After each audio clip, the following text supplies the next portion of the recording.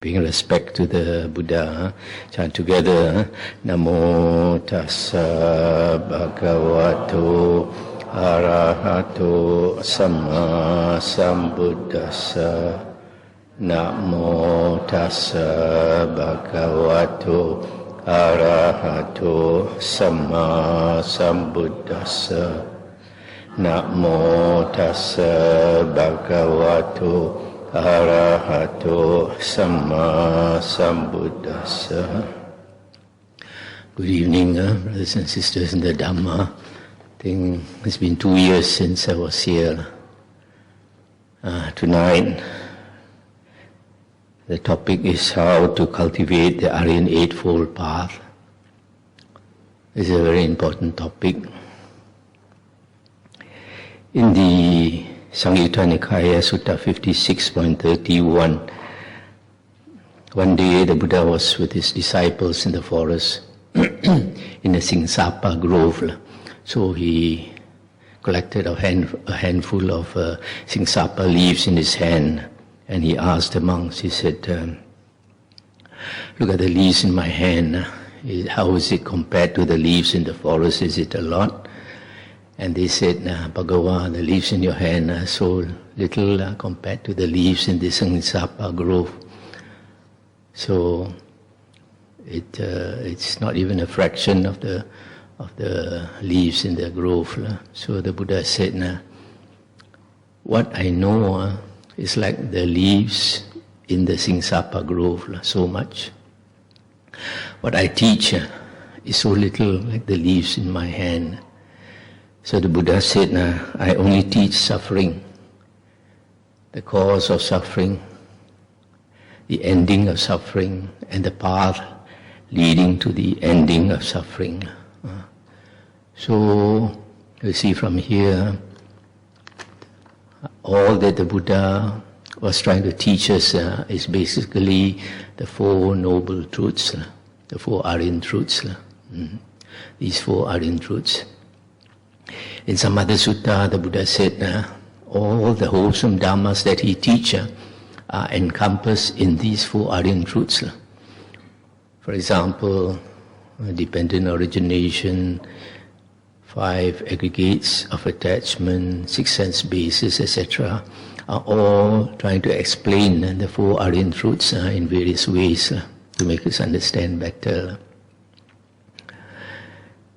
So these Four Ariyan Truths is the most important Dhamma. Unfortunately, later books say that this is elementary Dhamma, small vehicle Dhamma.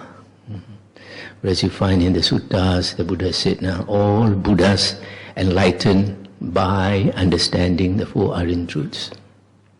All Aryans become Aryans because they understand the Four Ariyan Truths. That's the danger of later teachings. Unless you know the original teachings of the Buddha, you will be fooled by these later teachings, which either contradict the Dhamma that the Buddha taught, or they say a lot of things that the Buddha did not say. Now, so the path to end suffering is the Ariyan Eightfold path, as explained in the suttas, and especially in Samyutta Nikaya Sutta, chapter 45, Magga Samyutta, which is a chapter devoted to explaining the Ariyan Eightfold path. And the Ariyan Eightfold path consists of 8 factors. Starts with right view, right thoughts, right speech, right action, right livelihood, right effort, right mindfulness, and right concentration. And in the Magga Samyutta, it is said that the holy life is the Ariyan Eightfold path. So the purpose or the practice of the holy life is also the practice of the Ariyan Eightfold path. It is, in other words, it is the spiritual path. And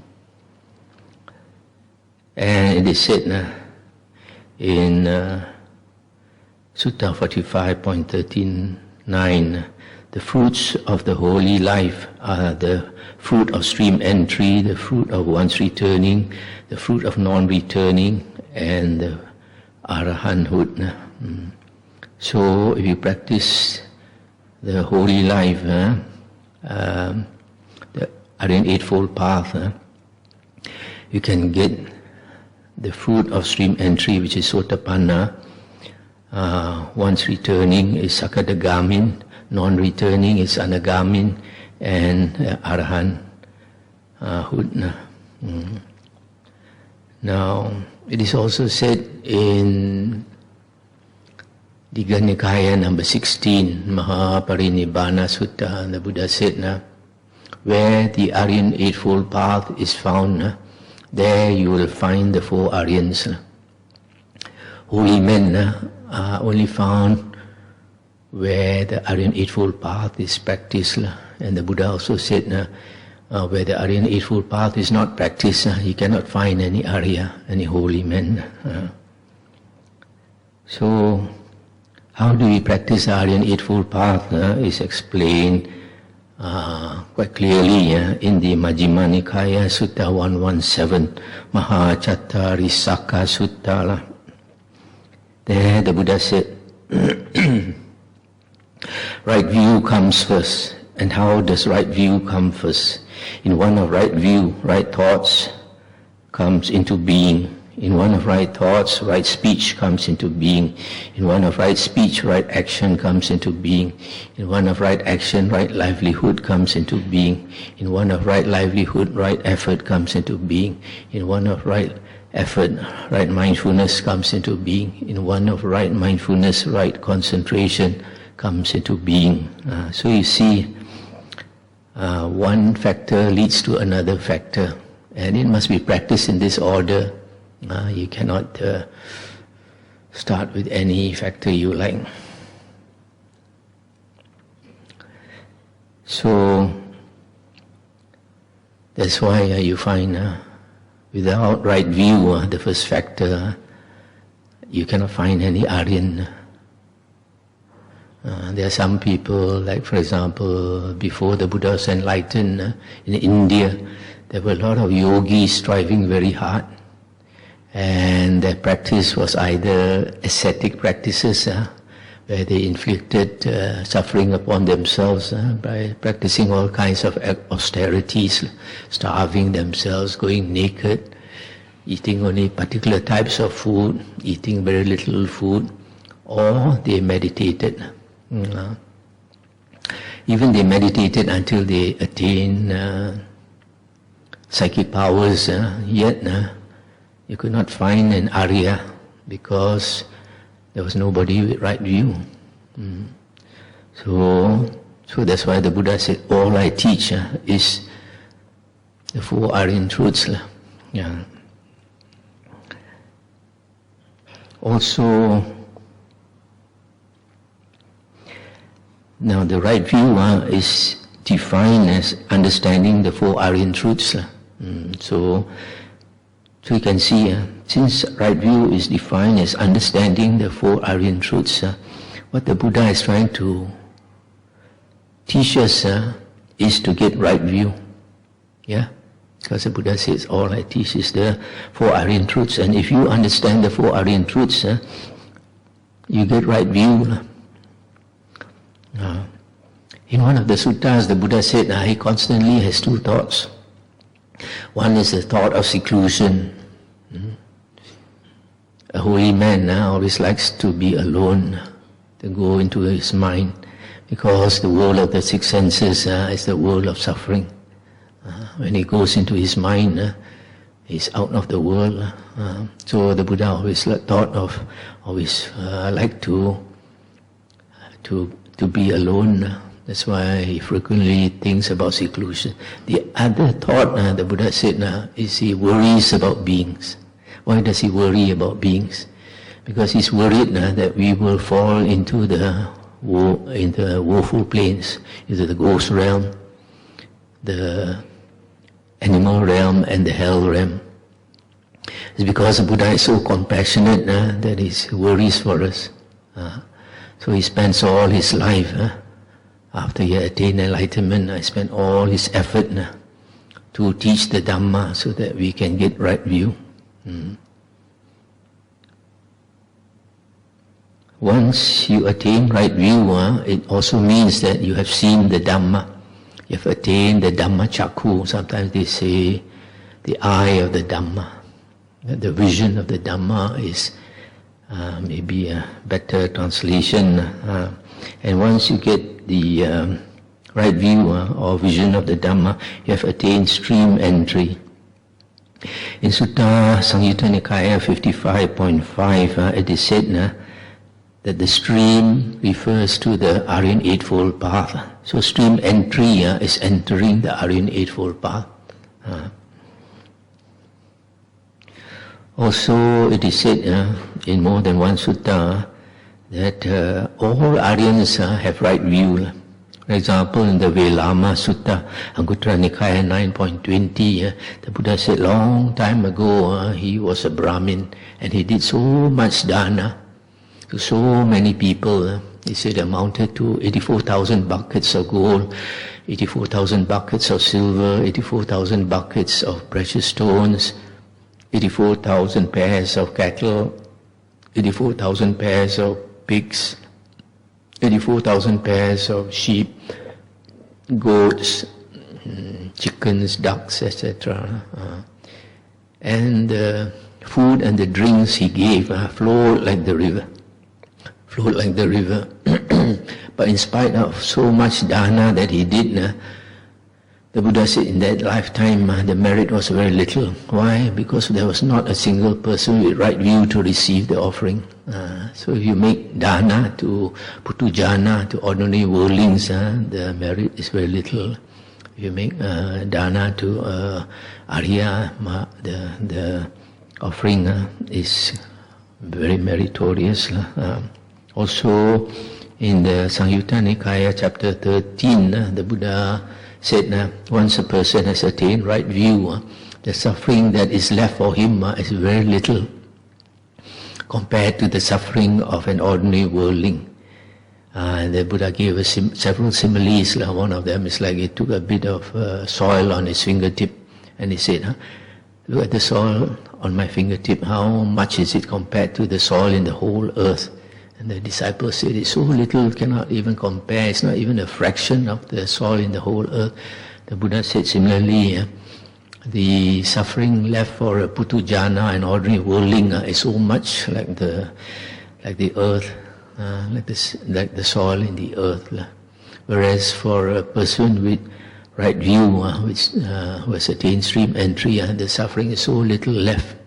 Because at the maximum he will have only 7 more lifetimes. Whereas for an ordinary worldling, the samsara is endless, never ending. In the long round of samsara, that ordinary worldling will go to hell countless times, will go to animal realm countless times, and be reborn as a ghost countless times. And the suffering is hard to imagine. Now in the Samyutta Nikaya 25.1, the Buddha talked about 2 types of persons who have attained stream entry. One is called the Saddhanusarin, another one is Dhammanusarin. Saddhanusarin is a faith follower, and the Buddha said Saddhanusarin places faith in the Dhamma and resolves on them. The Dhammanusarin, these teachings are accepted after being pondered. So basically, these 2 types of persons who have attained stream entry, also called the first path, they listen to the Dhamma and they understand and they get right view. And one of them has faith more, that's why he's called a faith follower. The other one has understanding more, this is called a Dhamma follower. And once you've attained stream entry, it is said in this Sutta 25.1 that the path will turn to fruit in the same lifetime. And this contradicts the Abhidhamma. Abhidhamma says once you attain path, immediately it turns to fruit the next conscious moment. If that is the case, you have no opportunity to make offerings to a path attainer. Yeah? Because once he attains a path, before he can make offerings, he already become a fruit attainer. But in the suttas, it is very clear that you can make offerings to a path attainer, to a fruit attainer. This is the Dakkhina Vibhanga Sutta, Majjhima Nikaya 142, I think.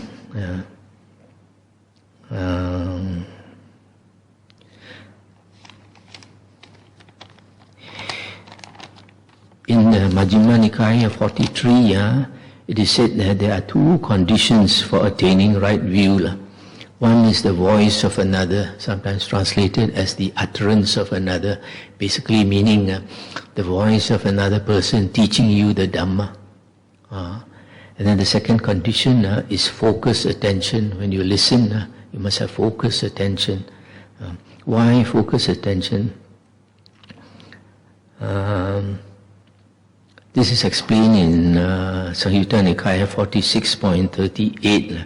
It is said, when one listens to the Dhamma with eager ears, attending to it as a matter of vital concern, directing his whole mind to it, on that occasion the five hindrances are not present in him. On that occasion the seven factors of enlightenment go to fulfillment by development.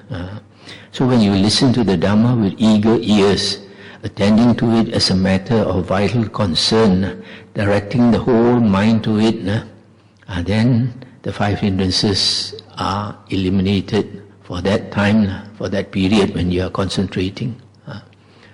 So that is why you can understand and get right view. So this I translate as focused attention. For this reason, because of this sutta, some people they translate it as careful attention, proper attention, etc. But from this sutta, he listens to the Dhamma with eager ears, attending to it as a matter of vital concern, directing his whole mind to it. That means totally focused. That's why I translate it as focused attention.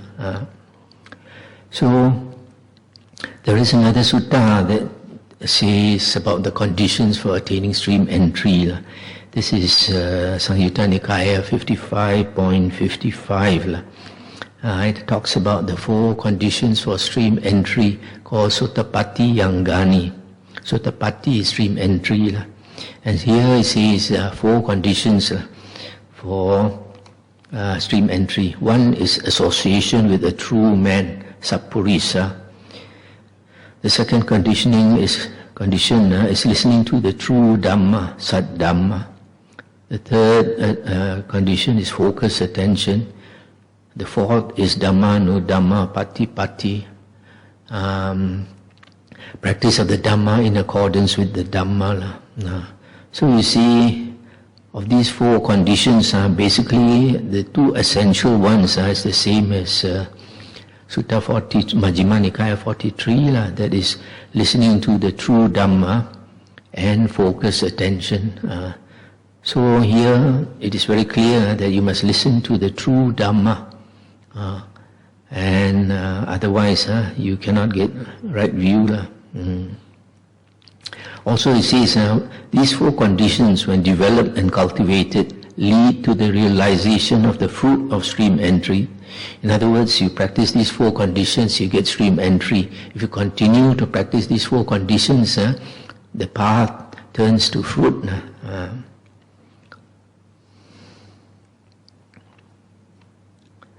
Now in this same sutta, 55.55, where he talks about these four conditions for stream entry, the Buddha also said,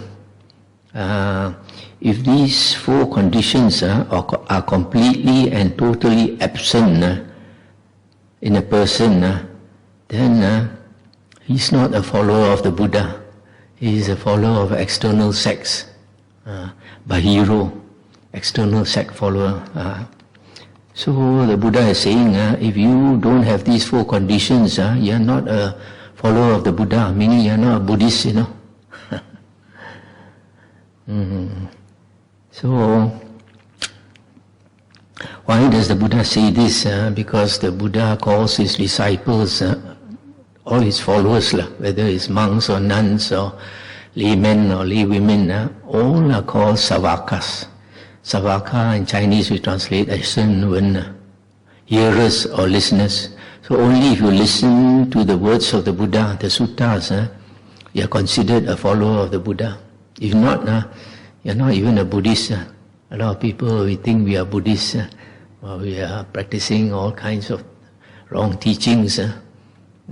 So the Buddha won't consider you his follower unless you listen to his words in the suttas. So this true Dhamma, Sat Dhamma, is very important. Only when you listen to the true Dhamma, you can get right view.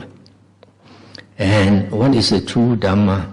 In the Vinaya books and also in Anguttara Nikaya 8.51, the Buddha said that his true Dhamma will last 500 years. Later books say 5,000 years. And the Buddha said in the suttas and the Vinaya books that it will last 500 years. Also the Buddha said very clearly that later fake Dhamma will appear. A lot of people find it hard to believe there is such a thing as fake Dhamma. And the Buddha also said in the sutta, in the Samyutta Nikaya 16.13 and 20.7, where the Buddha talked about fake Dhamma, the Buddha said it is here, right here, that foolish men will arise and create this fake Dhamma. In other words, it is the Sangha itself. It's the monks itself who create the false Dhamma. So within the 500 years, we want to know what exactly was the Dhamma within that 500 years before it was polluted. And luckily we have Emperor Asoka, who lived about 250 years after the Buddha's passing away. And Emperor Asoka was so devoted to the Buddha that he asked men to make these stone pillars by the roadside, about maybe 3 feet in diameter, by the roadside. And he got the men to carve the words of the Buddha on these stone pillars. Now after so long, they have dug up these stone pillars, and it is confirmed during Emperor Asoka's time there were only 5 Nikayas. The Dhamma consisted of 5 Nikayas. No later books like Mahayana Sutras, no commentaries, no Abhidhamma, no Visuddhimagga, all these did not exist during Emperor Asoka's time. So it's very clear that the true Dhamma is these 5 Nikayas found in the Digha Nikaya, Majjhima Nikaya, Samyutta Nikaya, Anguttara Nikaya, and Khuddaka Nikaya. Also in Anguttara Nikaya, Sutta 4.180, the Buddha said, if any monk says that the Buddha taught such and such, the Buddha said, you should not accept it, you should not reject it, but you should compare it with the suttas and the Vinaya. Only if it follows the suttas and the Vinaya, then you can take it to be authentic Dhamma, the words of the Buddha. So you see, it is the suttas the Buddha wants us to follow, the discourses of the Buddha. Also in the Digha Nikaya, Sutta 29, the Buddha said that what he has taught is perfect and complete. His teachings are perfect and complete. And the Buddha said, if you think you want to add to his words, you don't see his Dhamma. If you want to subtract from his words also, you don't see his Dhamma. If you don't see his Dhamma, that means you don't have vision of the Dhamma.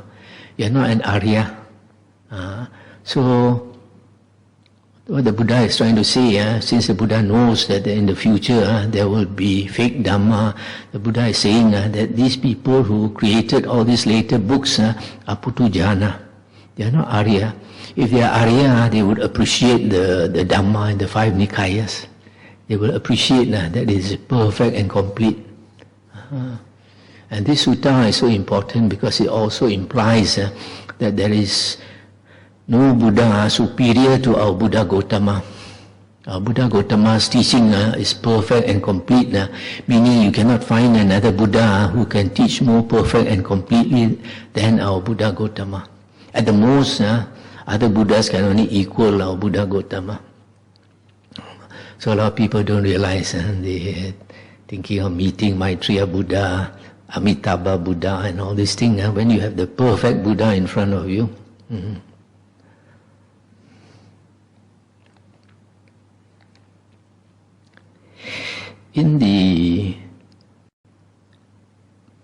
There is this Bojjhangas, factors of enlightenment. The 7 factors of enlightenment is the path also to end suffering in the suttas. So it is quite similar to the Ariyan Eightfold path. It also starts with right view and ends with the 4 jhanas. But the 7 Bojjhangas are worded a bit differently. Whereas in the Ariyan Eightfold path, the first factor is right view. In the 7 Bojjhangas, the first 2 factors tell you how to get right view. The first one is Sati Bojjhanga, mindfulness, factor of enlightenment. The second one is Dhammavichaya Bojjhanga, investigation of Dhamma, factor of enlightenment. And it is said that to practice the first Bojjhanga, you have to draw near an Ariya. And then you have to examine him, examine the monk or a nun to see whether it is possible that person could be an Ariya. And how do you do that? You look for greed, hatred and delusion. If he does not have greed, hatred and delusion, then it is possible. Secondly, you look for dana, look for sila, samadhi and panya, whether that monk or the nun keeps the precepts, whether he has a calm mind because of samadhi, and thirdly, whether he has wisdom or not. So if you see that he has this sila, samadhi, panya, then it is possible he could be an Ariya, and you show respect. And when you show respect, he will teach you the Dhamma. And when you listen, when you hear the Dhamma, the Buddha says you have to remember it. After you remember it, you have to reflect on it. That's how you practice Sati Bojjhanga. So you see, Sati in this Bojjhanga refers to remembering the Dhamma, remembering the true Dhamma, because the word Sati basically means remembering. When we say we practice Sati, we contemplate four things, body, feelings, mind and Dhamma. Actually it means you have to remember to put your attention on these 4 things. So that's why in the suttas the Buddha said when a monk has attained 4 jhanas, his Sati is perfectly pure, parisuddhi. And because his Sati is perfectly pure, he can remember his past lives. Can remember 100 lives, 1,000 lives, hundreds of thousands lives. So a person with perfect Sati, he has a very good memory. Most of us, we can't even remember what we said and we did yesterday. So this Sati Bojjhanga is remembering the Dhamma that you have learned and reflecting on it. And if you remember the Dhamma and you reflect on it, it is possible that you will get right view. But because you might not get right view so fast, the Buddha said the second Bojjhanga is to investigate the Dhamma, Dhammavichaya. Continue to listen to the Dhamma, to investigate it. Because the Buddha said in the Dhamma that he teaches, there are innumerable nuances, innumerable details, innumerable implications. So we have to really investigate, examine it, think about it. Then you understand more For example, a lot of us, we know when we listen to the suttas, the first time we catch certain points which we think is important. The second time you listen, you find you catch more points and you're surprised. How come I didn't catch these points earlier? When you listen the third time, you find you still other points you realize you didn't catch before. That's why we have to continue to listen, to examine. So you don't get it the first time, you might get it the second time, or if not the third time, if not the fourth time. That's why we continue to investigate the Dhamma. So these two factors, Sati Bojjhanga and Dhamma Vichaya Bojjhanga, if you practice, it will give you right view, which is the same as the Ariyan Eightfold Path, the first factor. By the way, the last four factors of the seven Bojjhangas is Piti, delight, Pasadi, tranquility, Samadhi, concentration, and Upekkha, equanimity. These four correspond to four jhanas. So you see, in the Ariyan Eightfold Path, that is one factor. In the seven Bojjhangas, it is four factors. Okay, we come back to the Majjhima Nikaya 43. Just now we said we listen to the Dhamma, and if we focus, we have focused attention, we can understand and attain stream entry. Now, after you attain stream entry, you have attained the first factor of the Ariyan Eightfold Path. How do you continue from there? In the Majjhima Nikaya Sutta 43, it is said, after you have attained right view, you need to practice 5 other factors or conditions to attain liberation. 5 factors will bring you to liberation. But in the Ariyan Eightfold Path, there are 8 factors. After you get right view, you have to practice 7 more factors to get liberation. But here in this sutta says 5.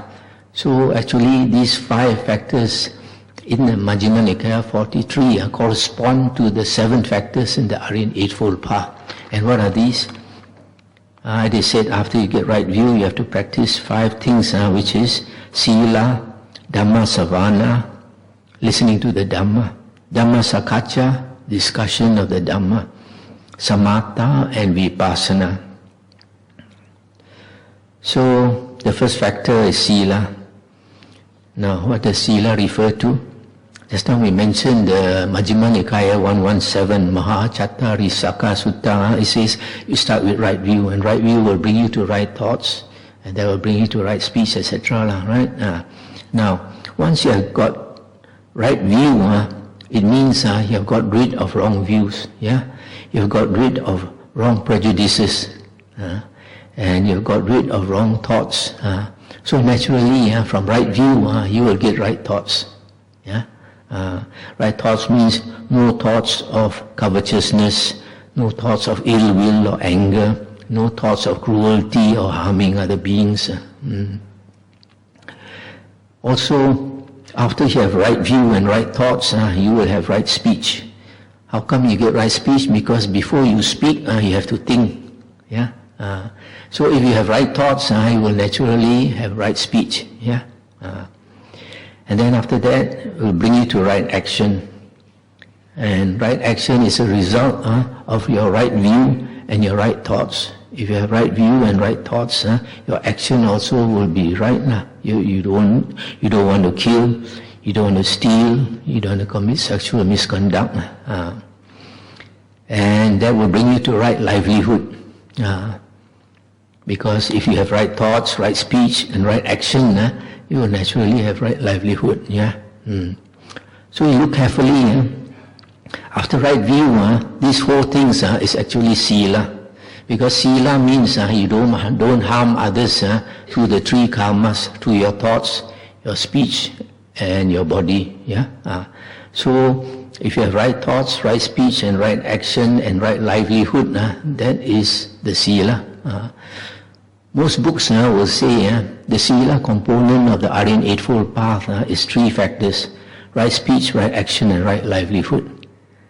But I think it is 4 factors, because when you talk about Sila, you got to include your mind, You don't do harm to your body, you don't do harm to your speech, but you also must not do harm to your mind. So sila should be right thoughts, right speech, right action, and right livelihood. So once you have right view, you see it follows quite naturally that these 4 factors will come naturally. So that means you have 5 factors already of the Ariyan Eightfold path. Now you're left with 3 factors, the 6, 7 and 8 factor. Now we look again at this, just now Majjhima Nikaya.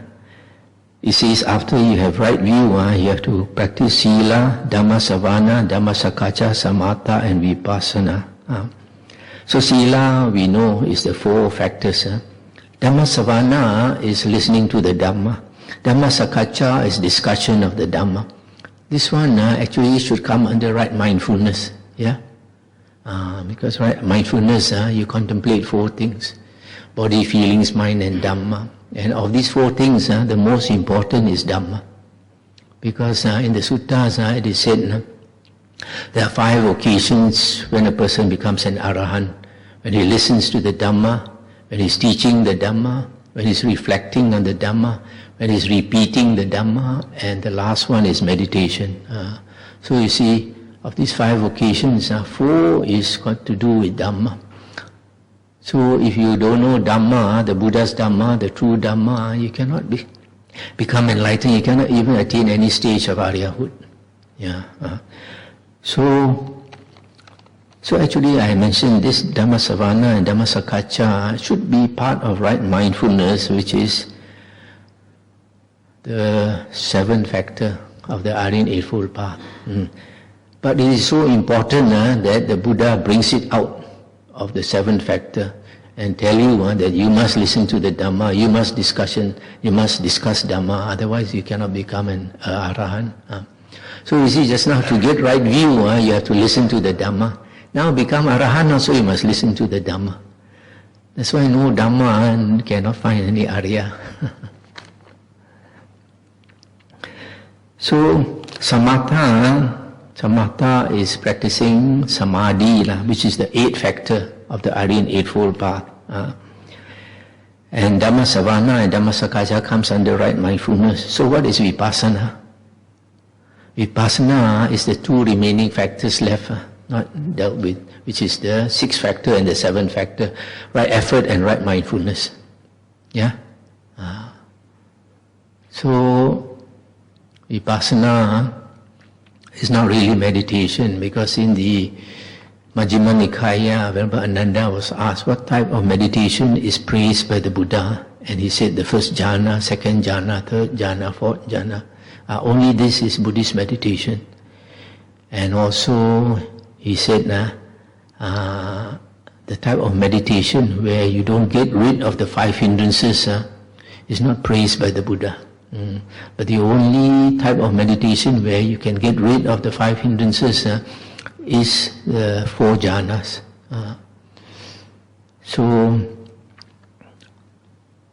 So when we sit in meditation, we should practice samatha to attain the 4 jhanas. And when we are not sitting in meditation, we must practice vipassana. Vipassana is outside meditation. It's nothing to do with meditation. It's in your daily life.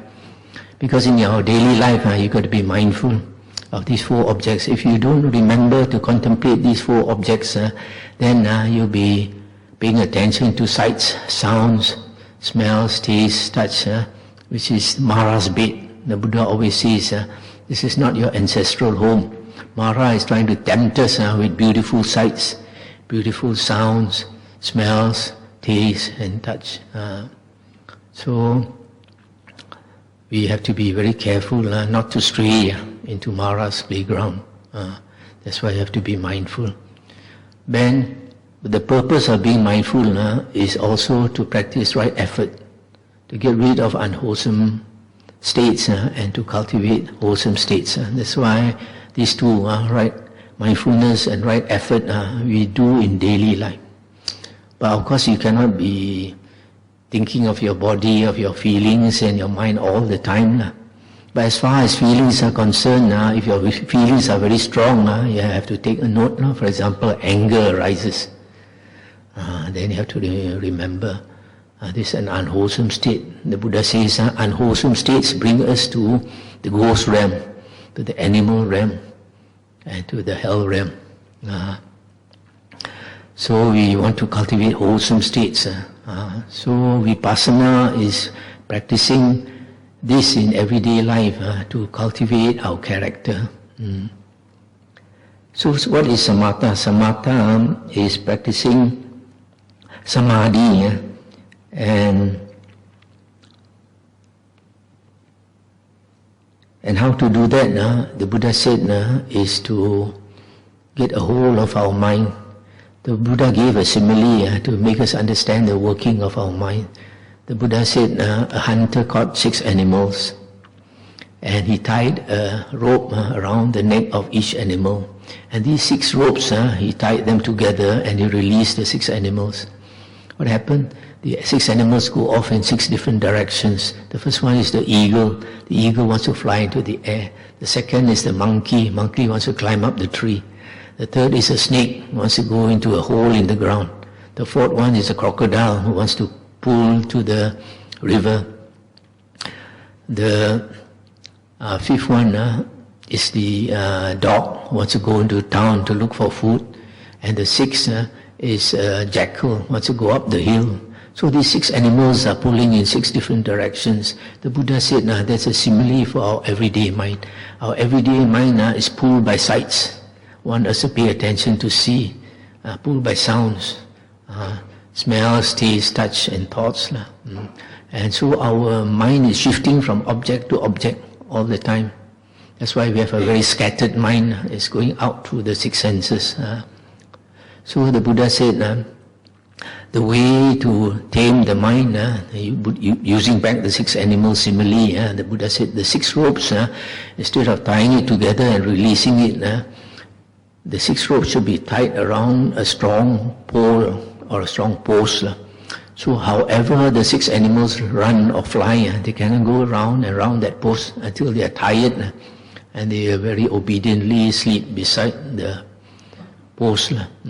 So in the same way, the Buddha said to tame our mind, we have to focus it on one object. There's something the mind doesn't like to do. For example, focus on your breath, which is the Buddha's meditation. So keep focusing on your breath. You use two jhana factors, vitaka and vichara. Vitaka is thought directed, vichara is thought sustained. So when we pay attention to our breath, very soon the mind runs away. We pull it back, that is vitaka, thought directed. It runs away, we pull it back using thought directed. And then after it comes back, you sustain it on your breath. That is vichara, thought sustained, using just these 2 factors. And if you have the good karma, you have the blessings, your mind will calm down. You are not disturbed by remorse, you are not disturbed by bad karma, etc. Then you can follow your breath. When you are able to follow your breath longer and longer, slowly the mind becomes one-pointed. That is ekagata. When it becomes one-pointed, 2 other factors arise together with it, piti and sukha, delight and bliss. You feel bliss arising and you are delighted. But the problem is when we are delighted, we become so excited, we fall off like falling off the chair, fall out of the samadhi. Then you want to get it back again, then you put more effort. So that is how we tame our mind. Just bring it back to one object all the time, train it to focus. Training the mind is focus is very important. As you listened just now, to get right view, you must be able to focus your mind when you listen to the Dhamma. You are not able to focus your mind when you listen to the Dhamma, you cannot get right view.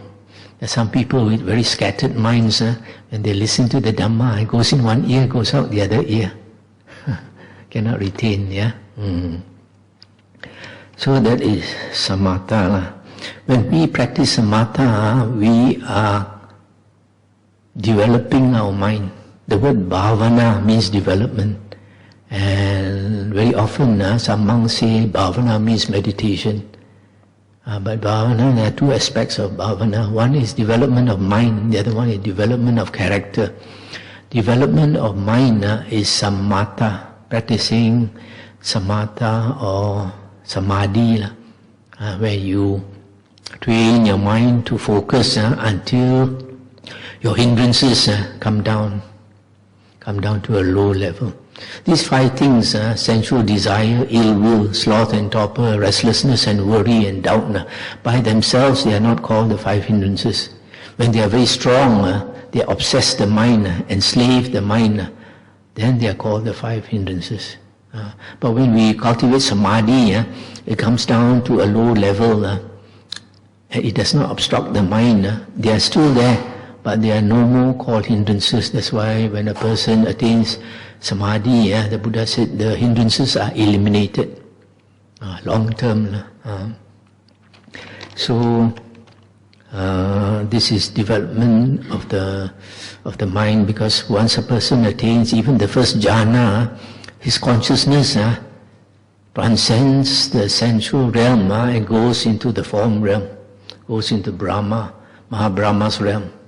That's why the Buddha said, now when a monk attains the first jhana, he has blinded Mara. Mara cannot see him, Mara cannot touch him, because his consciousness has gone to the form realm. Mara is only in the sensual realm. Mara can only trick us with all the sensual bit, but in the form realm he cannot do anything. That's why the Buddha calls the jhanas uttari manusa dhamma, superhuman states. Now the vipassana,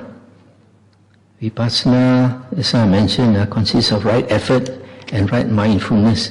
And right effort is the effort to abandon arisen unwholesome states and to prevent the arising of unarisen unwholesome states, and also the maintenance of wholesome states and to cause the arising of unarisen wholesome states. Because I mentioned unwholesome states bring us to woeful planes of rebirth, and wholesome states bring us up to happy destinations of rebirth. Unwholesome states are states of greed, hatred, pride, deceit, cunning, shameless, selfish, ungratefulness, lazy. Wholesome states are kind, generous, compassionate, humble, honest and straightforward, diligent, etc. So in everyday life, we have to be mindful, the Buddha said, also of our three karmas, how we act to our mind, to our body and to our speech.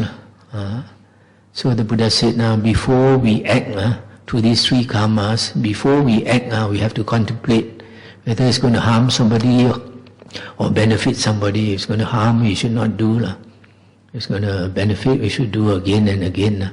While we are doing also, we should contemplate. And after we have done also, we should contemplate. That's how we perfect our three karmas. And these karmas, our actions determine our character. So if we practice mindfulness and right effort,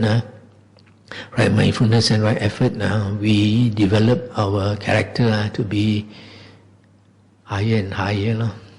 The Buddha said, if we want to be reborn in heaven, we have to change our character so that we have the character of a Deva or a Devi. If we don't know Dhamma, then we become selfish people. A lot of people, when they are dying, they are frightened because they see the woeful, this ghost realm, beings from the ghost realm coming to welcome them. So some people, when they are dying, slowly the face will change, because I'm one of the few monks who talk about the soul. We have a soul inside us, which in the Hinduism is called the astral body. A lot of monks say we have no soul because they have a wrong understanding of soul. The Buddhist soul is different from the Christian soul. The Christian soul is permanent, eternal. The Buddhist soul is impermanent. And the soul in the Oxford Dictionary is defined as the spiritual part of man, often assumed to be permanent. It's only assumed to be permanent. It's not necessarily permanent. So you find like 1 or 2 years ago, one of our young devotees, the mother had cancer. And he brought the mother to our monastery to do dana, and I encouraged the mother to listen to the Dhamma, to come and keep the 8 precepts. So he brought the mother, and the mother comes for 2-3 days and very restless and go back. Another time when she's feeling more dukkha, she comes again. Stays 3 days and goes back again, too restless. Then later when she was dying, the son called me up. The son was shocked because the mother's face was turning into the ghost face. So I told him, I warn you. Most people will go for rebirth in the ghost realm because we don't take enough trouble to do dana, sila and bhavana. So we use our good karma. As a human being, we are in happy destination of rebirth. We are like some of the lower devas, We have a good life.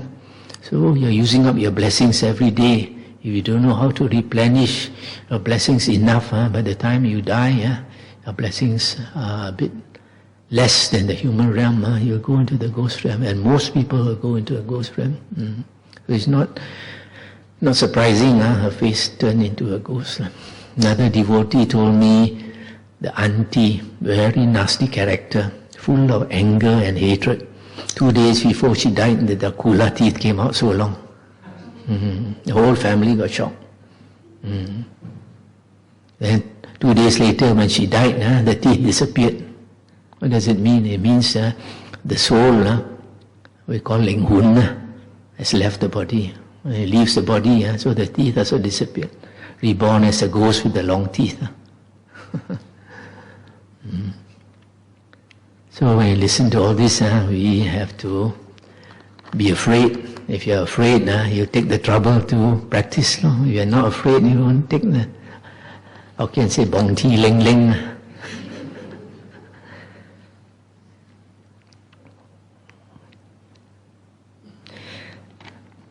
One thing,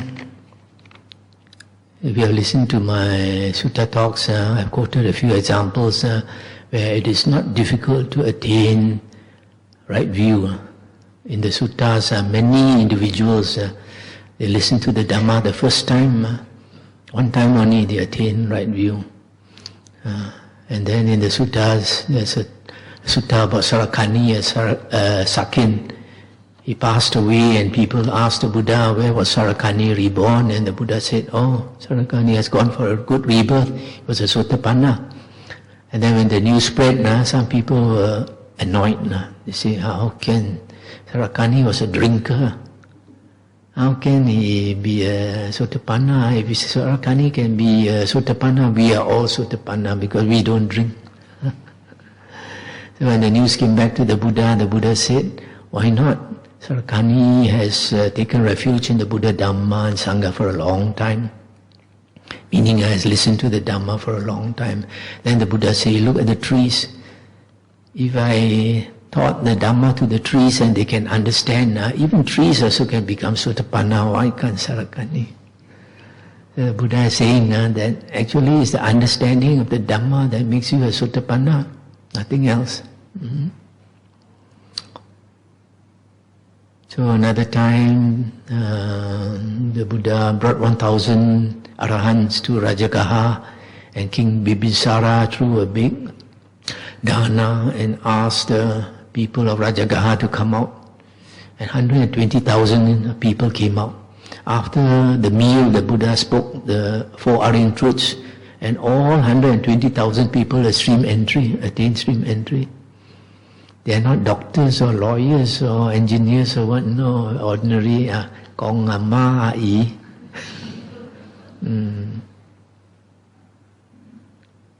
So a lot of these things. The other thing, there are some monks say that to become a Sotapanna you need jhana. There is one sutta that says very clearly you don't need jhana. This sutta is 55.40. And it says there are two types of Sotapanna. One is the diligent Sotapanna, one is the negligent. The diligent Sotapanna, after he has become a Sotapanna, he makes the effort to strive to attain jhana. The negligent one, after he attains Sotapanna, happy, no need to strive. So he doesn't make the effort to attain jhana. So you find these two types of Sotapanna, that means all Sotapanna, they don't need jhana. Some they take the trouble to cultivate, some don't take the trouble to cultivate. So it's very clear, you don't need jhana. But one thing, there's one sutta, Anguttara Nikaya 3.86, where the Buddha compared this Aryans with the practice of Sila, Samadhi and Panya. Sila, Samadhi and Panya also is basically the holy path, the Ariyan Eightfold path. And it is said that the Sotapanna and the Sakadagamin, the first and the second fruition Arya, they have perfect Sila. The Anagamin has perfect Sila and perfect Samadhi. And the Arahant has perfect Sila, Samadhi and Panya. Perfect Samadhi refers to the four jhanas. So the Sotapanna and the Sakadagamin, they don't need the four jhanas. Whereas the third and the fourth fruit, they need four jhanas. Now, just now I mentioned that the Sotapanna does not need any jhana. But the Sakadagamin needs either the first or the second or the third jhana. Now to attain jhana, it's not so easy, you know. In the suttas, it is said, before a person enters the first jhana, he has to be aloof from sensual desires, aloof from unwholesome states. Then only he can he can enter the first jhana. So you have to get rid of sensual desires and unwholesome states. That means you need to practice for some time. So that's why monks and nuns are celibate. If you are a householder, you have a husband or a wife, Sotapanna can get. Sakadagami onwards cannot, because you have to be celibate, you have to abstain from sex.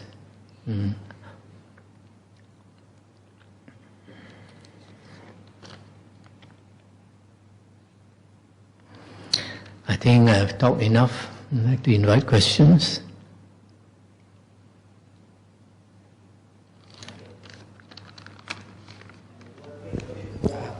Brother, could you please hold on for one?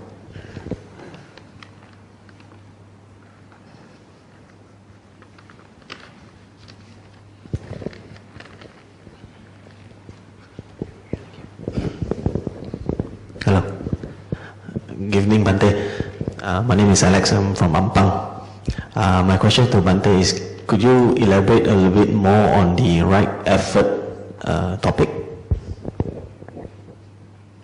Right effort is basically to get rid of unwholesome states and to develop wholesome states. Meaning, as I mentioned just now, if anger arises, then we should know that it is dangerous, because the Buddha said, if we frequently think in a certain way, then our mind inclines towards that way. For example, if you allow yourself to get angry, and then your mind inclines to anger, and very easily your anger will show, and you have given up the calm mind to develop an angry mind. So if you allow yourself to get angry every day, you find it's very difficult for you to get a calm mind. Because you have given up the calm mind to, you prefer the angry mind. So for example, if a person also has lustful thoughts and he constantly sees pornography or whatever, then the mind inclines that way, then the mind cannot calm down. That type of person cannot meditate. So, you know anger is no good. Once it arises, you just cut it. You need you don't have a strong mind, so you cannot cut your anger. You have to, if we know the consequence,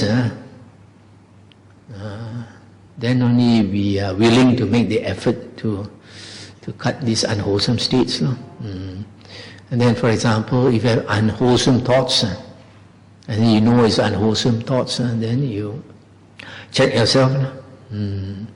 So like I mentioned just now, these 4 objects of sati, you can't be mindful of them all the time. You try to be mindful of all that time, your boss will chow your you, sack you.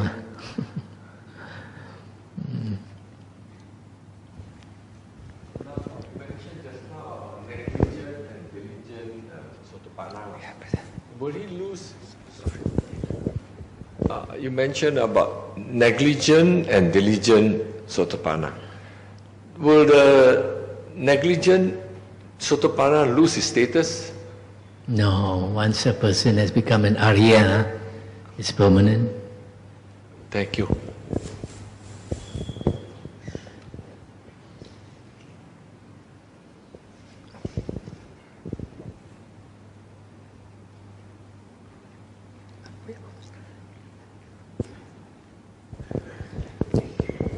Thank you. Just now you mentioned about samatha.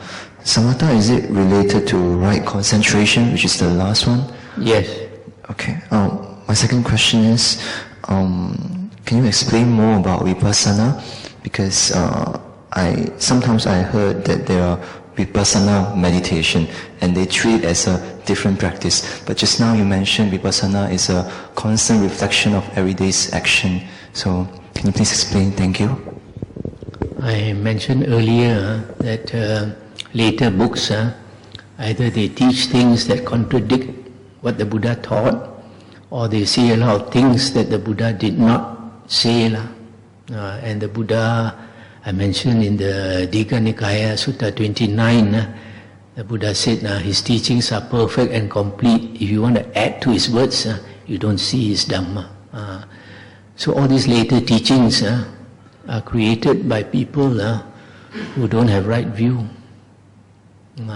So this teaching about vipassana, meditation, never existed during the Buddha's time. Vipassana is what you practice in everyday life. As I mentioned just now, you practice mindfulness, right mindfulness and right effort. That is vipassana, contemplation. In Chinese, samatha and vipassana is translated as zhi guan. Vipassana is always guan, contemplation. But later they try to say that vipassana is insight. But in the suttas, the Buddha said 2 conditions bring you insight knowledge, samatha and vipassana. Both together you need to give you insight knowledge. One by itself cannot. So I also mentioned that in vipassana, you need to practice right mindfulness, which is mindful of the body, feelings, mind and Dhamma. And of these 4, the Dhamma is the most important. Without Dhamma, you cannot become a Sotapanna. Without Dhamma, you cannot become an Arahant. But nowadays, you find some monks who teach people to meditate, and they tell you, no need to study the books, no need to study the suttas. So I said just now that later books say a lot of things the Buddha did not say.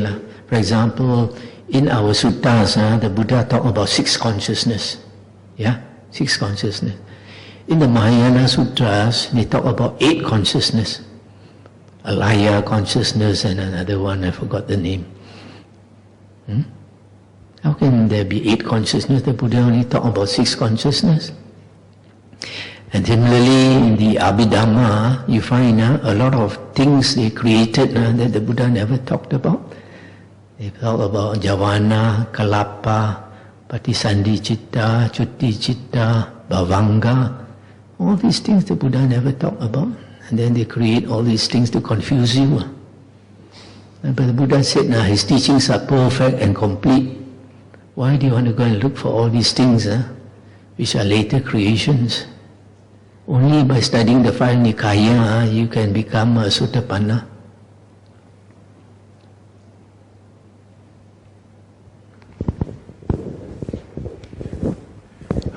Bhante, maybe you can help me to straighten my view. I think the time when the Buddha he was teaching Dhamma, most of the time he spent time with the monks. So he created the Noble Eightfold Path and led the monks for liberation. And for the lay people, I think he designed another formula which we now know as 5 precepts. Then I want to know if Eightfold Noble Path is for the monk, then can you elaborate a bit about livelihood, right livelihood? What does it mean? Right livelihood means you cari makan, you earn your livelihood in a way that does not harm other people.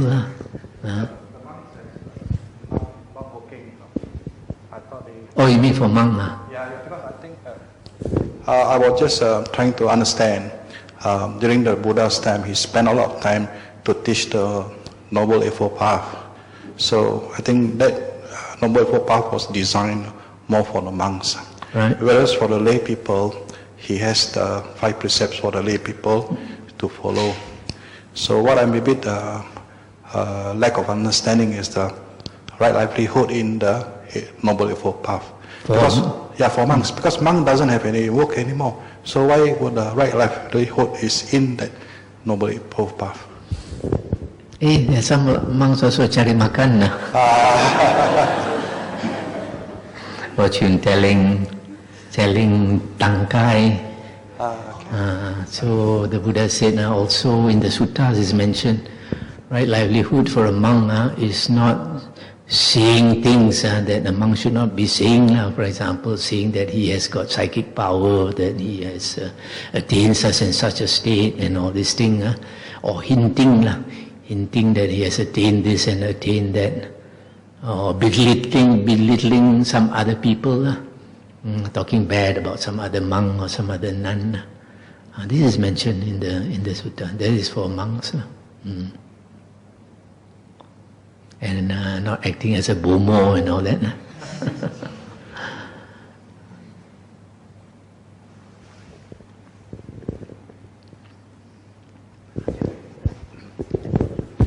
Yes, Bhante, you did mention about this Abhidhamma because in the original teachings of the Buddha, he just has 2 things, that's Dhamma and Vinaya.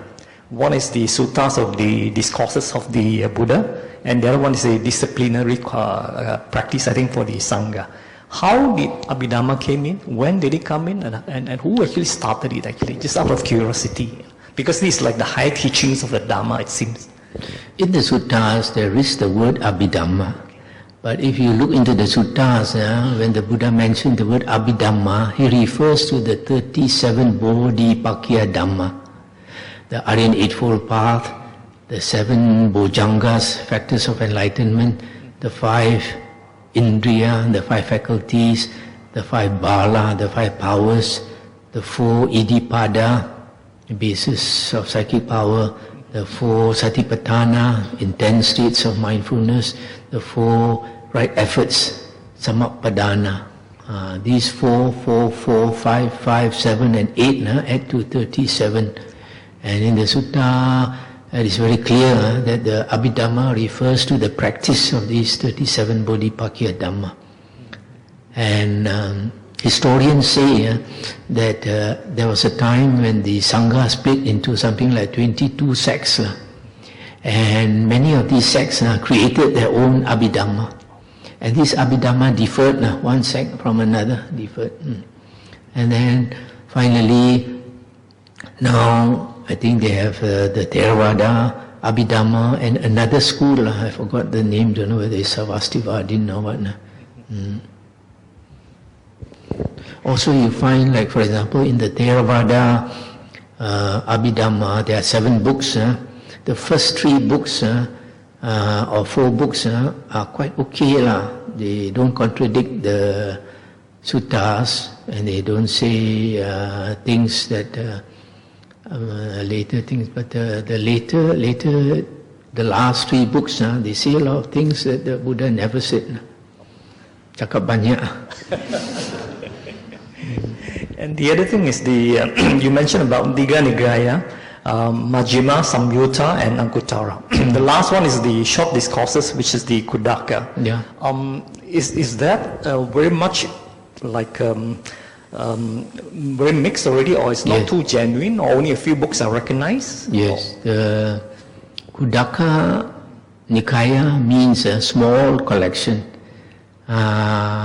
During Emperor Asoka's time, it probably consisted only of a few books.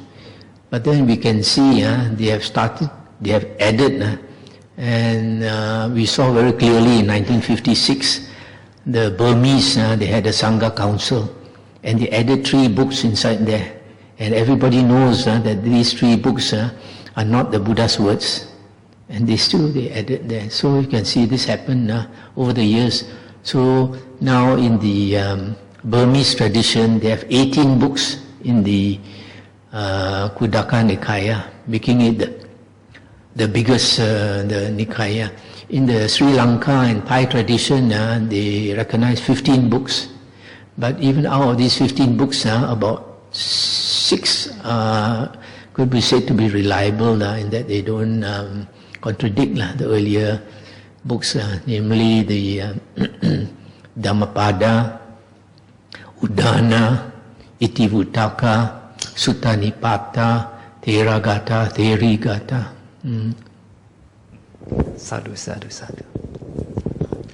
Bande, could you enlighten me on the words between this ignorant and delusion? Because I think these 2 words have been used interchangeably many times in the teaching of the Dhamma.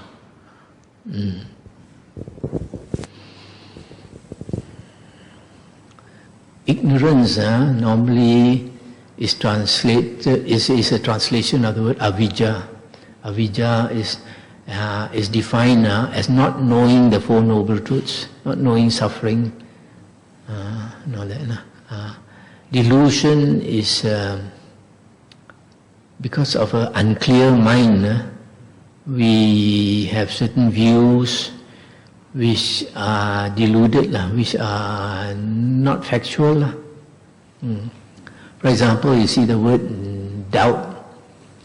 The word doubt, vicikicca, occurs in the 5 hindrances and also occurs in the fetters, the 10 fetters. When a person becomes a Sotapanna, he eliminates 3 factors. One of them is doubt. And in the factors, that doubt refers to doubt about the Buddha, Dhamma and Sangha. Doubt about the triple gem, not having faith. So a Sotapanna has unshakable faith in the Buddha, Dhamma and Sangha, so has eliminated doubt about Buddha, Dhamma and Sangha. In the 5 hindrances, that doubt, although the Pali word is the same, the meaning is different. That doubt in the 5 hindrances refers more to delusion, an unclear mind.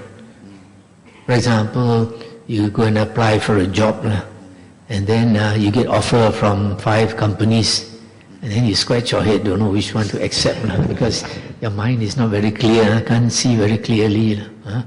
Or you want to buy a house, you can see a few houses or so you can't decide. So delusion refers more to that state of mind where it's clouded. Thank you, Bande. Bante, I have a question. Could I clarify what you said at the end? When Bhante was explaining the 4 jhanas, I think you expanded the first jhana and you expressed the 5 jhanic factors and you said it was born of seclusion. And Bhante expanded that that means it has to be a renunciant because you have to be physically and mentally secluded. Do I take that to mean that a lay person cannot attain first jhana because we're not renunciant? Not exactly, because during the Buddha's time there were lay persons who attained jhana. But then you look carefully, they lived the life of a monk. Some of them, they had 4 wives, and then they told, there's one, he told the 4 wives, he said, I'm going to practice now the holy life. So, if any of you wants to marry another man, let me know, I will give you away. And the first wife quickly said, I want to marry so and so. Then he called for that man, and gave the wife to that man. So they have renounced mentally, even not physically, but they have renounced mentally. Yeah. Can Bhante please clarify why in the second jhana it is different jhanic factors born of concentration? Can you explain the difference from the first and the second? Thank you, Bhante. The first jhana, to attain the first jhana, that I mentioned, he has to be aloof from sensual desires and aloof from unwholesome states.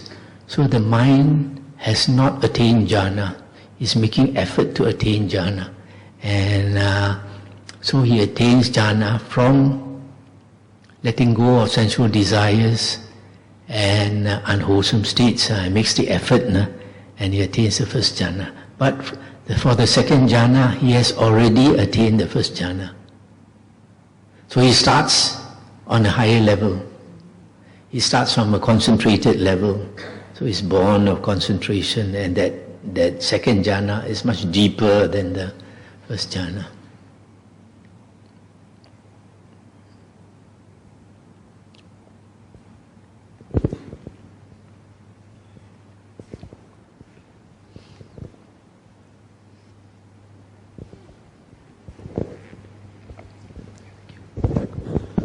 Bhante, this question comes from a friend.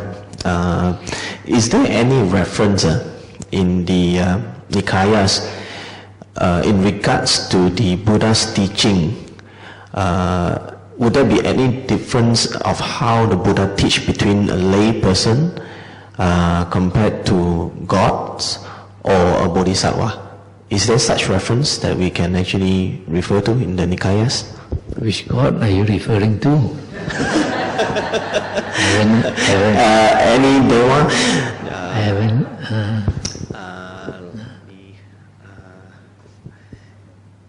What was the other? Such like the Mangala Sutta, where the deva came down to look for Buddha in asking what is the practice of the getting the highest merit or blessing, right? So that is preaching to the deva. Am I correct? Oh, you mean the Buddha's teaching? Yes. To a deva or to a human? How is it different? Yes.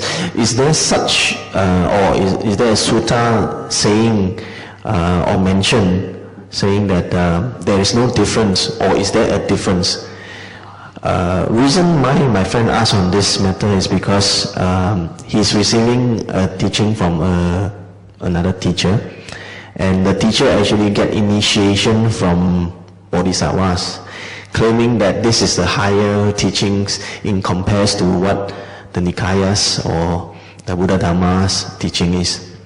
So I'm sort of in a debate with him on such matter, telling him that the Buddha's word in the Nikayas is perfectly taught, and there is no such thing as this reference that there's another teaching from the bodhisattvas that the bodhisattva received from the Buddha.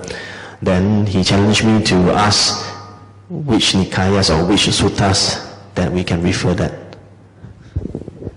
Just now I mentioned that our Buddha is one of the top Buddhas in teaching, but is also one of the top Buddhas in psychic power.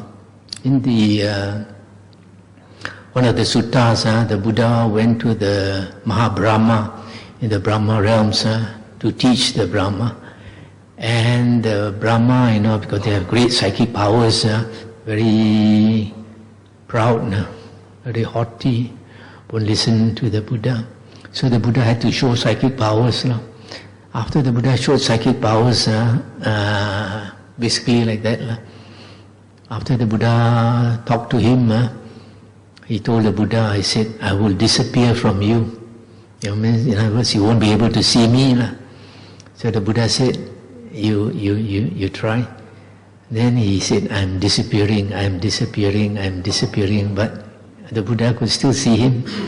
Everybody could still see him. The Buddha was controlling his mind. Then the Buddha said, I will disappear from you. And then suddenly the Buddha disappeared. He could not see the Buddha, but could hear the Buddha speaking. Then he got shocked. And then the Buddha emitted light.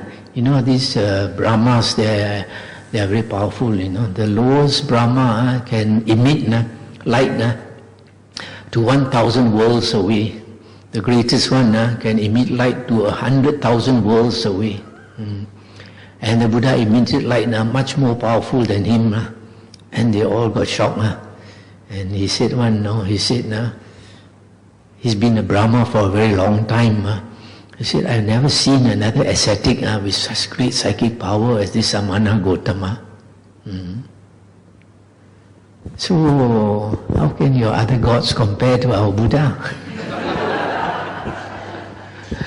That's the reason why that he challenged me that which Nikayas can he refer to, that instead of listening just my explanation, that he wants to know that the teaching that he's receiving from his teacher, that is from another higher beings, is way better. This teaching, if he's actually receiving from a Deva, that Deva is only a low Deva. Deva won't come to a human being, because a human being to a Deva is like a pig to us. When the pig comes near us, we close our nose. So we are smelly, compared to the Devas. We have shit, we have urine, everything, pus, everything inside our body. Devas won't come near us. So only a low Deva will come. But you see, low Devas, even the highest Deva in the sensual realm, they cannot see Brahma, because Brahma is in the form realm. So like in the suttas it is mentioned, sometimes Brahma comes to visit Sakka Devaraja. When he comes from far, they can see a light coming. When he comes near them, they cannot see him unless he changes his form to be like them. He makes them see, then only you can. It's just like if a ghost comes in front of you, you can't see unless he changes his form to let you see or make you see. So low Devas, they cannot see higher Devas. So like in the Hindu tradition, in Chinese, the highest we know is Ti Gong, Yok Ong Tai Tai or whatever. And that is not very high Deva, in the sensual realm there are still higher Devas. The Buddha said, Yama Devas, Tusita Devas, Nimanarati Devas, Paranimita Vasavati Devas.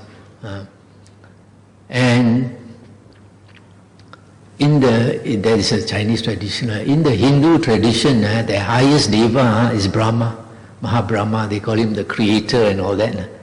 But in the suttas, the Buddha said, Mahabrahma, you think you are the greatest, but there are higher Devas you haven't seen. So recently in April I went to Manila to give some talks, and I was invited to a Ramakrishna Vedanta Society. Those Hindus there asked me to talk about Devas and Brahma realm. When I talk about higher Devas, I think they probably maybe never heard before. I don't know whether they were happy or not.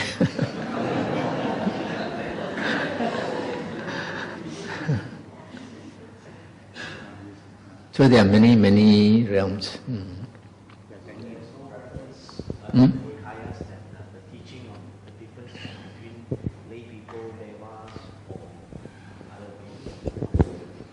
Generally, the Buddha does not go to teach the Devas unless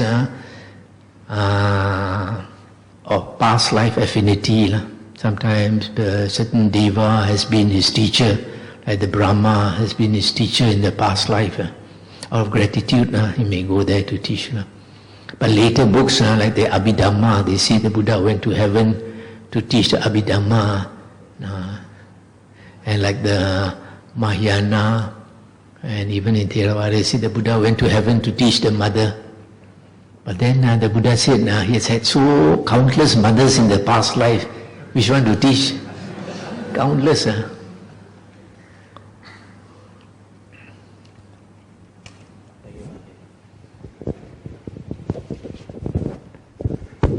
Yes, Bhante.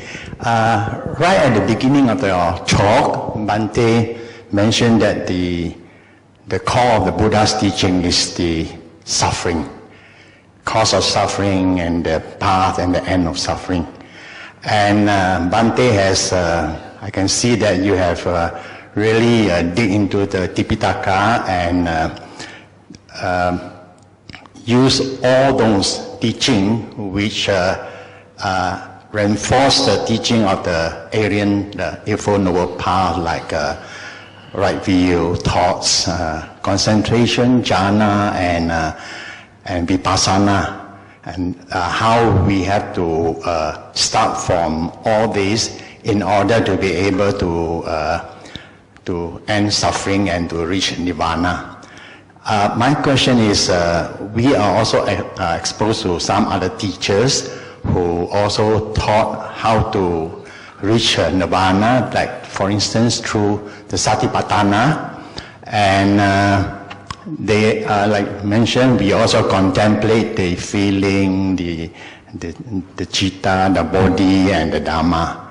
And there are also other teachers that strictly go into observing, practicing, developing mindfulness, and the essence is being that we watch this, the defilements from the Satipatthana, that they being the only path that can, the eradication of defilements and to reach nirvana. So by developing this mindfulness, we watch these defilements and we see that they are impermanence, suffering, and non-self, and it keep on going, and then we also can, according to this teaching, we can reach the liberation. So my question is, what is Bhante's views on this? And does it actually need to tie so badly back to the Ariyan Eightfold path, or is it a faster method to reach this liberation? Sadhu. Yeah. Today I brought some books here. It's called the Contemplation and Meditation. The difference between Vipassana and Samatha. There are some monks who teach Satipatthana without jhana. Yeah?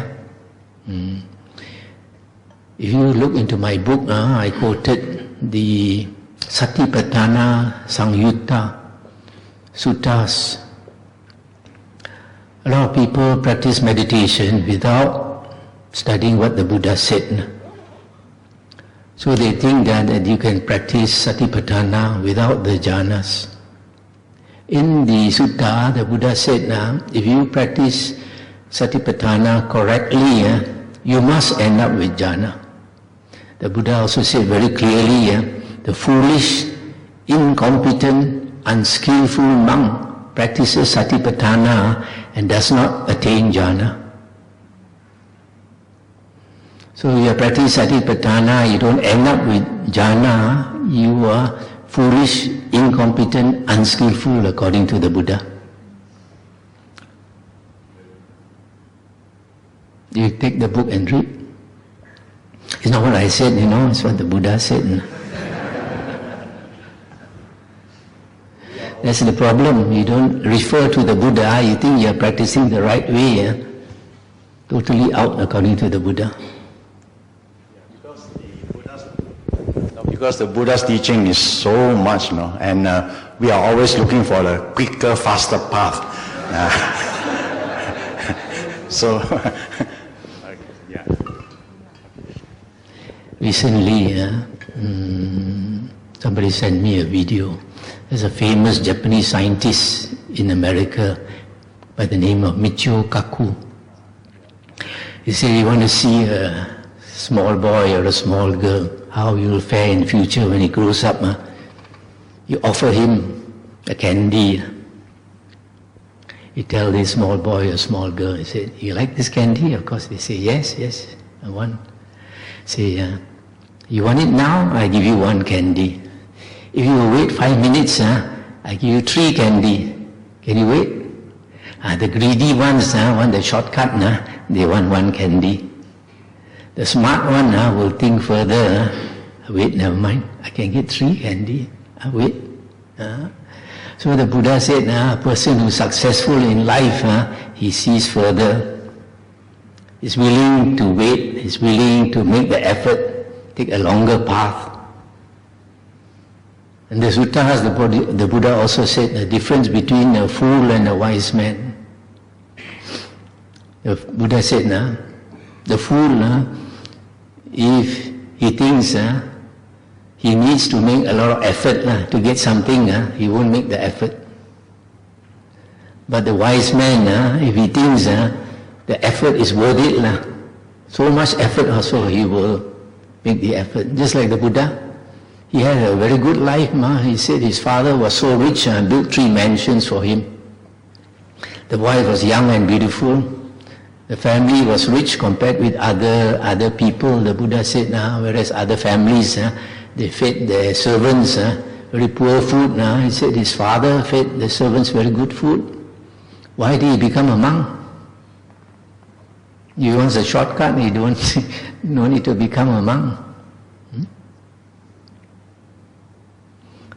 The wise person, he looks further. If it's worth the effort, he will make the effort. The Buddha said, suppose somebody gave you a bargain.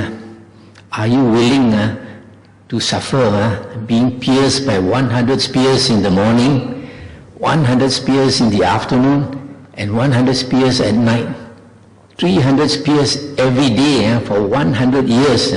If you are willing to suffer that, at the end of it, you become a sotapanna. Are you willing to suffer? The Buddha said, the wise person, he thinks is willing to suffer that. Because at the end of it, he will become an Arya, never reborn in the 3 woeful planes.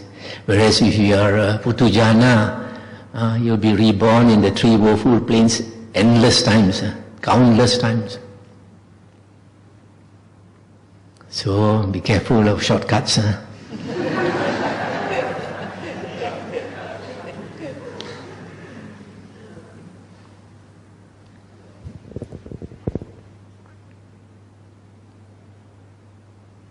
Any other questions? Amitabha Buddha is also a shortcut. There are many shortcuts. Ikwantao is also a shortcut.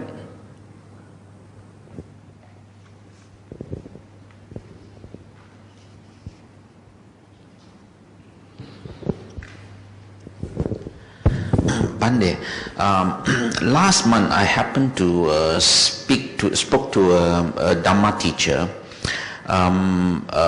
regarding the how accurate the translation of the 5 Nikaya by this Venerable Thana Siro and Bhikkhu Bodhi. Now we have been reading this 5 Nikaya. According to him, this translation by Bhikkhu Bodhi and Venerable Thana Siro, he said, not really accurate. But of course, we as layperson, we do not know because we just read. And to me, I think I can understand. So he said there are some monks who would be able to translate much better and more accurate. What is Bande's view about this? If they can translate much better, they should translate. but I think the translation you can say it's probably 98% accurate or 97%. It's as near as you can get But unfortunately, sometimes instead of translating the literal meaning of the word, they refer to the commentaries, and then they give interpretation. Sometimes it is not the exact interpretation. For example, they like to translate Satipatthana is the only way. The actual word is Ekayana Mago. Ekayana Mago is one-way path. The path that goes one way only. It only leads you to the end of suffering. It does not lead you elsewhere. It is not the only path, because the Buddha said the 37 Bodhipakkhiya Dhammas, the 4 Satipatthana, 4 Iddhipada, 4 Samappadana, 5 Indriya, 5 Bala, 7 Bojjhanga, Arya, Atangika Magga. All these lead you to the end of suffering. Thank you, Bande.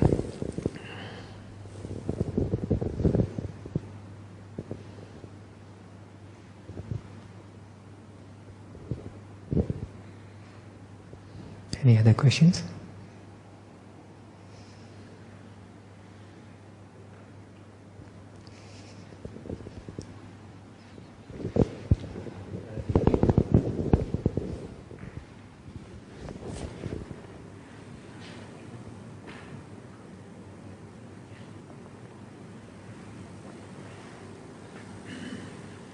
Yeah. Bhante, just now you mentioned we should search when we are listening to teacher, before we acknowledge them as teacher, we should search for sila, samadhi, and panya, and also see that there are greed, hate, and illusion in them. But as a novice Buddhist, how are we going to identify whether there are, especially panya, wisdom, because we ourselves are deluded and we have unwholesome states as well. So how are we going to identify them? Because there are so many questions that are being raised just now, is because somebody told them something and we don't know who to listen to sometimes. So is there any way to know that the right teacher is having the right panya to teach? Thank you. It's not easy to know. And there's one sutta where the Buddha said that to know a person's heart takes a long time. You have to associate with that person for a long time. You have to be smart, you have to be intelligent, to see, and slowly, because sometimes humans, the Buddha in the suttas it is said that humans are very cunning, unlike animals. Animals they show their nature immediately. If they're angry, immediately they show, etc. Humans they can smile without anger inside. Yeah. So take some time But usually most people will go for the famous teacher. When I started off in Buddhism also, I went for a famous teacher, always talking about psychic powers. I followed him for 9 years, 6 years as a layman, 3 years as a novice monk. After I stayed with him, every day I observed his character slowly, and I got disappointed. That's why I switched from Mahayana to Theravada, one of the reasons.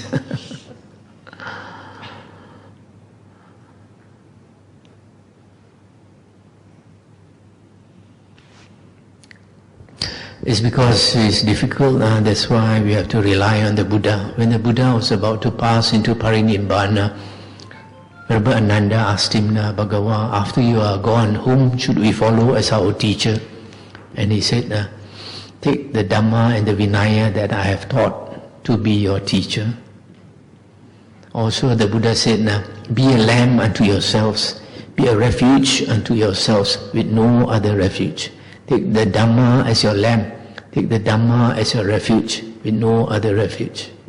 And why? Because in one sutta, in the Anguttara Nikaya, I think it's 5.88, where the Buddha said, in the future there will be some monks who are very famous, with a large following of disciples, monks and nuns and lay people. And he is also very learned and very senior. And such a famous monk, the Buddha said, can also have right view.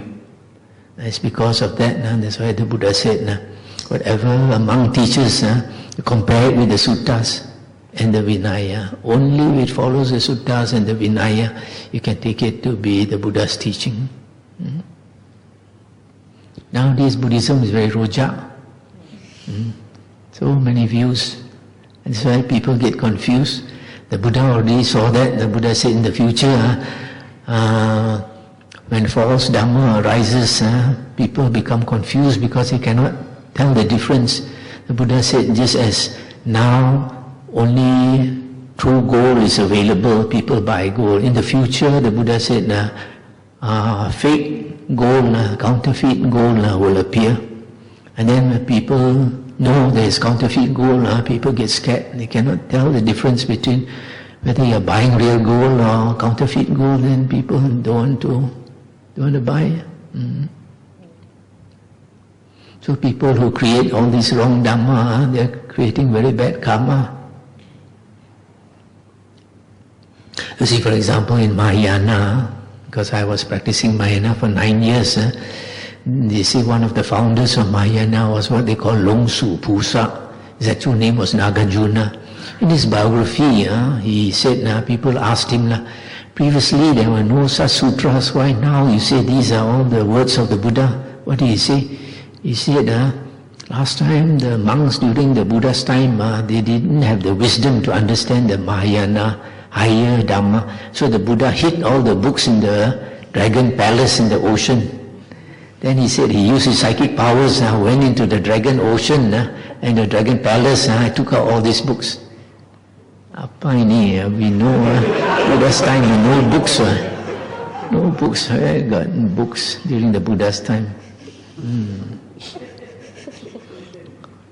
You find in the Mahayana Sutras, at the end of the sutra, it says that the Buddha encouraged everybody to print the sutras and distribute. How can the Buddha encourage people to print when there was no printing? A lot of things, when we are new, we believe, and then later we find out we wasted our time. For example, in Mahayana, there's one sutra, Filial Piety Sutra. It says Buddha was walking in the forest with his monks. He saw a skeleton. Then he bowed to that skeleton, And Nanda asked him, Bhagava, why are you bowing to that skeleton? The Buddha said, you don't have wisdom, Nanda. This could have been my mother or my father in the past life. So I'm thinking, if you can bow to a skeleton, if the skeleton is alive, you should bow more, isn't it? The Buddha said, hard to find any beings who have not been your father and your mother, your relative in the past life.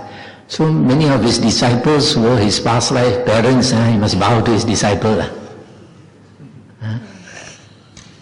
I see a man in the street, past life mother again, or a woman, bow. No logic. Yeah? But if we don't think, then we accept.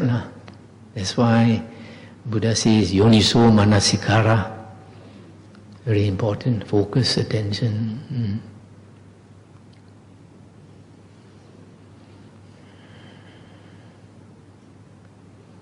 So like just now he asked that question about Satipatthana, because you are not aware of the sutta, so you just believe. When you're aware of the sutta, then you are shocked.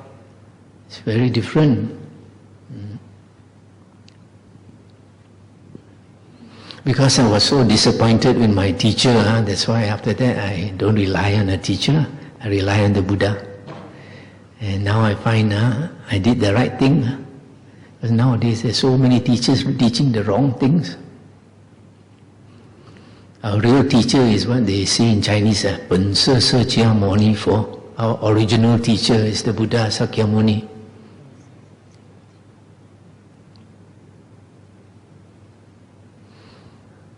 I brought some SD cards and the players.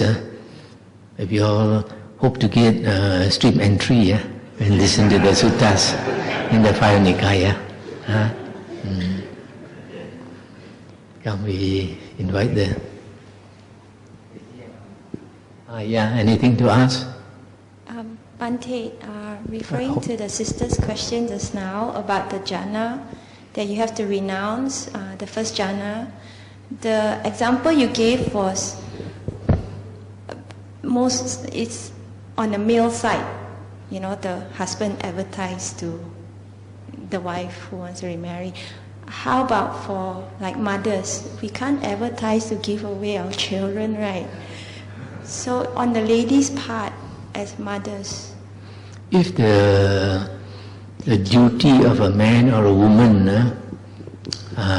is not, he has duty to do, he cannot walk the spiritual path. He can only walk it like part-time.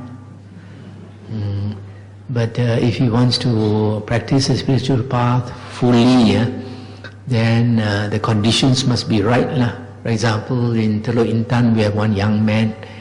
He's very interested to become a monk, but he's the only son and the parents are old, so he has to look after the parents. So it's not fair for him to walk off like that and then leave the parents alone. When I was in Thailand many years ago, I saw one lady used to come with two children to the wat, because the husband went to become a monk, left her to look after the children, and she used to come every day and look very sad. And I thought it's not fair for the monk to go and become a monk and leave the wife to carry the burden, isn't it?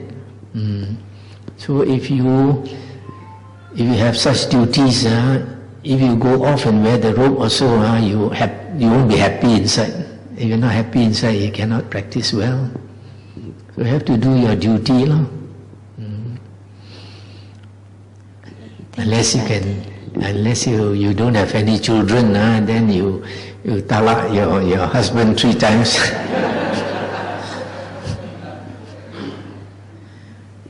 Thank you, Bhante.